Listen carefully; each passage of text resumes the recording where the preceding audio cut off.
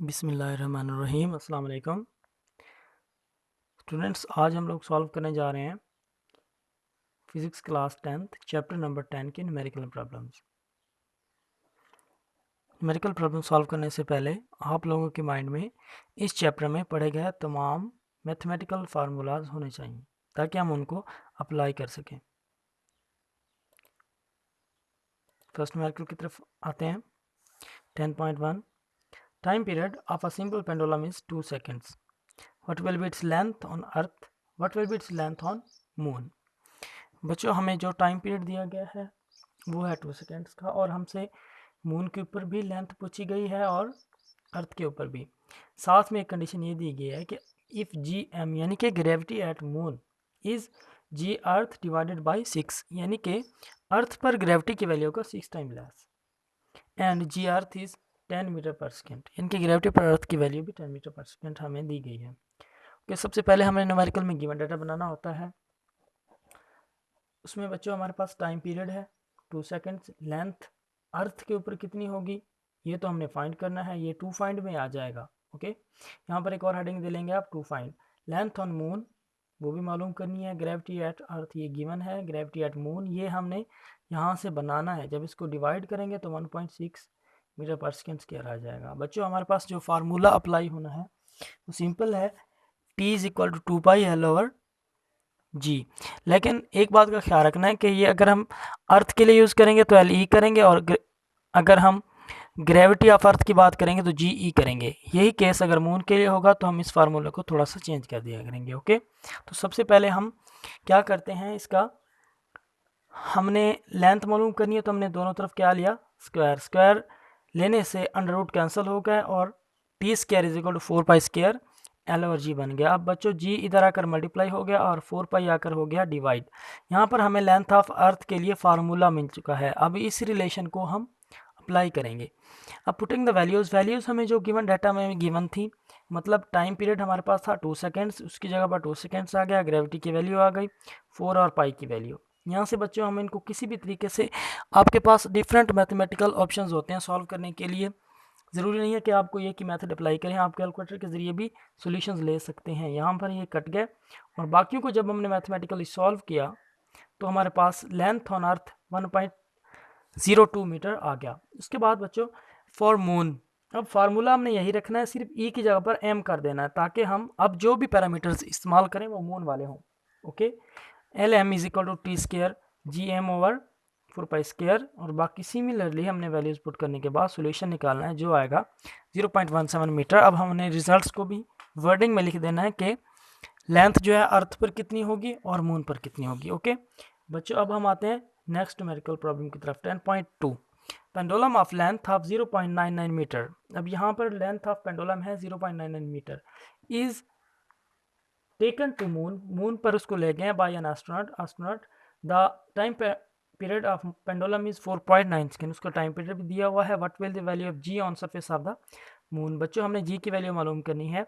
Given data बनाएंगे, उसमें length जितनी गिवन है लिखेंगे, टाइम पीरियड भी लिखेंगे, acceleration due to gravity at moon GM तो हमने फाइंड करना है।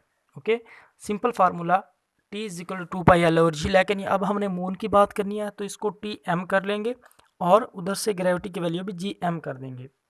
ओके, हमें बच्चों यहाँ से सिर्फ G चाहिए, हमने बाकियों का स्क्वायर ले लेना है। स्क्वायर लेने से क्या होगा, इसका अंडर रूट कैंसिल हो जाएगा, हमारे पास ये चीज़ बच जाएगी। ओके, उसके बाद अब हम यहाँ से G की वैल्यू को हमने आंसर के तौर पर यूज़ करना है, और यहाँ पर जितनी भी वैल्यूज़ बाकी हैं वो पुट करनी है। पाई की वैल्यू पुट की, लेंथ जितनी 0.99 मीटर गिवन थी वो पुट की, और इसके अलावा हमने टाइम पीरियड की वैल्यू पुट की। बच्चों, इनको जब हम मैथमेटिकली ऑपरेशंस के ज़रिए सॉल्व करेंगे तो हमारे पास एक आंसर आ जाएगा, वो आ जाएगा 1.63 मीटर पर सेकेंड, यानी कि ग्रेविटी की जो वैल्यू है मून के ऊपर, तो ये हम उसका रिजल्ट लिख लेंगे। उसके बाद 10.3 find the time periods of a simple pendulum of 1 metre length. Length कितनी है बच्चों, 1 metre, placed on earth and moon, earth और मून पर जिसको प्लेस किया है। The value of the g on the surface of moon 1/6 of value on earth. जिस तरह हमने पहले न्यूमेरिकल में किया, GE/6 किया था हमने मून की वैल्यू के लिए ग्रेविटी के, इसी तरह यहाँ पर भी वही करना है बच्चों। सबसे पहले हम गिवन डाटा बनाएंगे, जो जो चीज़ें हमें प्रोवाइडेड है उनको हमने अरेंजमेंट में लिख लेना है एज इट इज़। उसके बाद हमने जी की वैल्यू को अपनी आसानी के लिए यहीं पर 1.66 मीटर पर सेकेंड में चेंज कर देना है। अब टू फाइंड में हमने जो चीज़ें फाइंड करनी है वो अरेंजमेंट में लिखनी है। हमने time period at earth, time period at moon मालूम करना है। ओके, अब हमने सिंपल फार्मूला लगाना है T E is equal to 2π/L/g under root. अब हमने यहाँ पर सारी वैल्यूज़ पुट करनी है जो कि हमें अर्थ के लिए प्रोवाइडेड थी। यहाँ से अर्थ के रिलेटेड जो भी चीज़ें थी वो हमने इसमें पुट कर दी और आंसर आ गया 1.98 near about 2 second. Similarly for the moon, अब हम यही कुछ मून के लिए यहाँ पर m लिख कर सकते हैं। ओके, अब बच्चों इसके लिए हमने ग्रेविटी भी मून वाली यूज़ करनी है। ओके, यहाँ पर g की वैल्यू 10 वाली आएगी अर्थ वाली, क्योंकि ये जो ऊपर हमारा 6 है ये ऊपर जा चुका है लेंथ के साथ मल्टीप्लाई होने की। लेंथ 1 मीटर है इसलिए यहाँ पर 6 ही रह गया है। ओके, तो अब हमने टाइम पीरियड ऑफ मून यहाँ से सिंपल कैलकुलेशन के ज़रिए 4.9 सेकेंड्स ले लेना है। ओके बच्चों, हमें यहाँ से एक चीज़ और पता चलेगी कि रिज़ल्ट हमने जब लिखने होते हैं तो उसमें जितने भी हमने अब तक न्यूमेरिकल में किसी एक न्यूमेरिकल में रिजल्ट निकाले होते हैं वो सारे यहाँ पर मेंशन करने हैं, ना कि हमने लास्ट वाला एक ही रिज़ल्ट लिखना होता है। ओके बच्चों, उसके बाद नेक्स्ट न्यूमेरिकल की तरफ आते हैं 10.4 की तरफ। 10.4 में है हमारे पास simple pendulum completes 1 rotation in 2 seconds.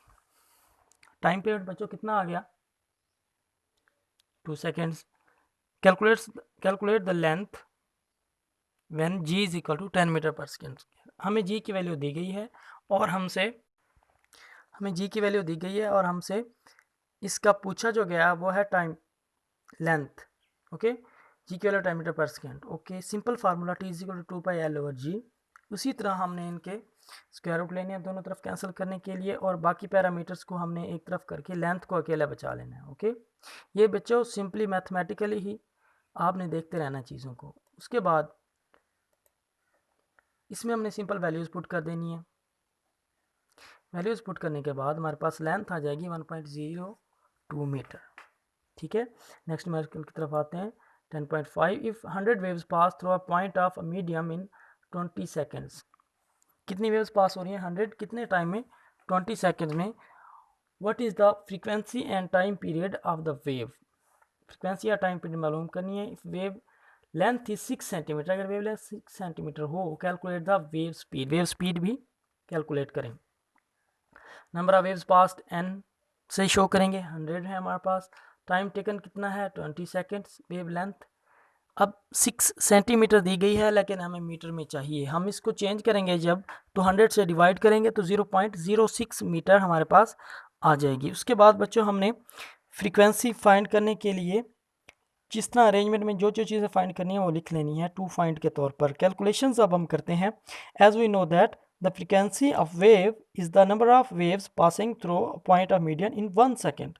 अभी हमने फ्रीक्वेंसी बनानी है, तो जब 1 सेकेंड से ज़्यादा का टाइम हो तो हम टोटल नंबर ऑफ वेव्स को टोटल टाइम से डिवाइड कर दिया करते हैं, जिससे हमारे पास फ्रीक्वेंसी आ जाया करती है। बच्चों हमें फ्रीक्वेंसी मिल गई 5 हर्ट्ज़, एक चीज़ फाइंड हो गई। उसके बाद हम टाइम पीरियड की तरफ आते हैं। टाइम पीरियड आपको पता है 1/f के इक्वल होता है, यानी कि फ्रीक्वेंसी का रेसिप्रोकल। तो 1/5 f की जगह पर यहाँ से हम 5 लिखेंगे तो यह आएगा 0.02 सेकेंड्स टाइम पीरियड। अब हमने बच्चों स्पीड फाइंड करने के लिए v is equal to f lambda वाला रिलेशन यूज़ करना है। f हमें पता है, फ्रीक्वेंसी गिवन है, लैम्डा भी हमने ऊपर यहाँ पर सॉल्व किया था, उसको इससे मल्टीप्लाई करेंगे तो हमें ये मिल जाएगा। और रिजल्ट्स में हमने ये लिख देना है कि क्या क्या चीज़ हमें मिल गई। ओके, 10.6 की तरफ आते हैं। A wooden bar vibrating in the water surface in a ripple tank। Ripple tank के अंदर एक वुडन बार, यानी कि जिस तरह हमने रिपल टैंक की कंस्ट्रक्शन पढ़ी थी उसमें जो बार था जो वेव्स पैदा कर रहा था वो वाइब्रेट कर रहा है 12 हर्ट्ज फ्रीक्वेंसी पर। The resulting wave has a wave length of 3 centimetre. जो वेव्स बन रही हैं उनकी वेव लेंथ है 3 centimetre. What is the speed of the wave. Waves की जो हमने स्पीड फाइंड करनी है। फ्रीक्वेंसी बच्चों हमें गिवन है, ये सारा कुछ गिवन डाटा में हमें लिख लेना है। इसी तरह वेव लेंथ यानी कि लैम्डा को हमने मीटर में चेंज कर लेना है। स्पीड फाइंड करनी है, रिलेशन सिंपल है, v is equal to f lambda, f को लैम्डा से मल्टीप्लाई कर दें 0.036 मीटर पर सेकेंड। लेकिन अगर आप इसको सेंटीमीटर में लेना चाहते हैं तो ये 36 सेंटीमीटर पर सेकेंड भी आंसर हो सकता है। 10.7 की तरफ आते हैं। A transverse wave produced on a spring has a frequency of 190 hertz and travels along the length of the spring of 90 metre in 0.5 seconds. तीन चीज़ें मालूम करनी है। A, what is the time period of wave? B, what is the speed of wave? C, what is the wavelength of wave? बच्चों में जो given data है उसमें फ्रीक्वेंसी है 190 हर्ट्ज, डिस्टेंस जो ट्रेवल किया वेव ने 90 हर्ट्ज, टाइम जितना लिया 0.5 सेकेंड। टू फाइंड में टाइम पीरियड मालूम करना है T, स्पीड ऑफ वेव्स मालूम करनी है V, और वेवलेंथ भी मालूम करनी है लैम्डा। बच्चों ये वाला टाइम पीरियड और चीज़ है, ये टाइम टेकन और चीज़ है। टाइम टेकन है total time taken by wave to move a distance to complete a distance, लेकिन यहाँ टाइम पीरियड होता है सिर्फ सिंगल वाइब्रेशन के लिए। Okay, as we know that time period of wave is reciprocal of frequency, then T is equal to 1 over f. यहाँ पर हम 1 और एफ हमें 190 हर्ट्ज दिया है वो यूज़ करेंगे, तो यहाँ से हमारे पास 0.01 सेकेंड्स टाइम पीरियड आ जाएगा। उसके बाद बच्चों अब हम मालूम करेंगे स्पीड। हमें पता है speed is equal distance over time. Distance कितना है हमने यहाँ से देखा 90 मीटर, और टाइम कितना लगा है 0.5 सेकेंड्स टोटल, तो उसी से हमारे पास जो स्पीड आ जाएगी S is equal to VT वाले फार्मूले से। ओके, उसके बाद बच्चों हम आते हैं इसके रिजल्ट्स। दो तो हमने कैलकुलेटर स्पीड, उसके बाद एक और रिजल्ट है तीसरा के वेव्स। अब हमने इसकी वेवलेंथ मालूम करनी है। हमें एक फार्मूला पता है v is equal to f lambda. Okay बच्चों, यहाँ पर v भी गिवन है, ठीक है 180, f भी गिवन है, लैम्डा मालूम कर लेना है। 190 तरह के डिवाइड होगा तो 0.95 हमारे पास रिजल्ट्स में आ जाएगा कि ये वेव लेंथ है हमारे पास। ओके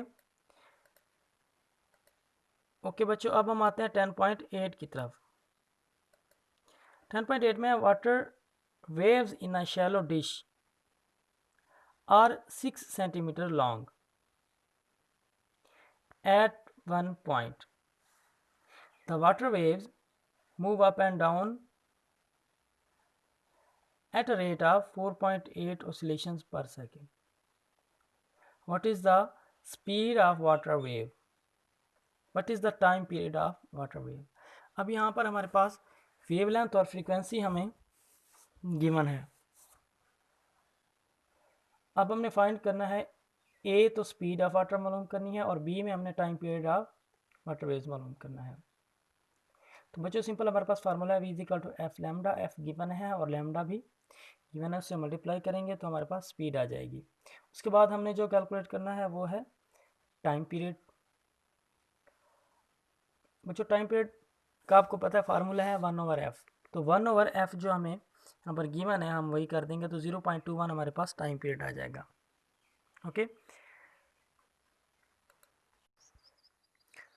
उसके बाद बच्चों दो न्यूमेरिकल्स 10.9 और 10.10 आपको असाइनमेंट के लिए दिए जा रहे हैं। ये आपने खुद सॉल्व करने हैं। मैं इसमें आपको अप्लाई होने वाली कुछ इंपॉर्टेंट चीज़ें बता देता हूँ। 10.9 में आपको पता है कि हमें लैम्डा दिया गया है 40 मिलीमीटर में। अगर आपके पास बुक खुली हुई है तो आप इजीली कर सकते हैं। 40 मिलीमीटर में गिवन है, हमने इसको मीटर में चेंज करना है। उसके बाद दो फार्मूलाज लगेंगे, एक P is equal to f lambda और दूसरा T is equal to S over V। Okay, इससे हमारे पास आंसर्स आ जाएंगे। उसके बाद 10.10 में उसमें हमने एक जो नई चीज़ सामने आई है वो है फ्रीक्वेंसी मेगा हर्ट्स में दी हुई, तो मेगा होती है 10 की पावर 6, तो आपने ये 90 हर्ट्स लिखने के बजाय 90 मेगा हर्ट्स यानी कि 10 पावर 6 लिख लेना है। उसके बाद स्पीड भी हमें 10 की पावर में दी गई है, तो एक simple formula v is equal to f lambda लगेगा। इससे lambda is equal to v over f बन जाना है और उससे हमने इसको सॉल्व कर लेना है। ओके बच्चों, उम्मीद है आप ये न्यूमेरिकल्स जो मैंने आपको असाइनमेंट के तौर पर दिए हैं इजीली कर लेंगे और आपको इसमें से किसी भी किस्म की कन्फ्यूजन नहीं होगी। बाकी न्यूमेरिकल्स की तरह ही फार्मूले अप्लाई होने हैं। अल्लाह हाफ़िज़ स्टूडेंट्स।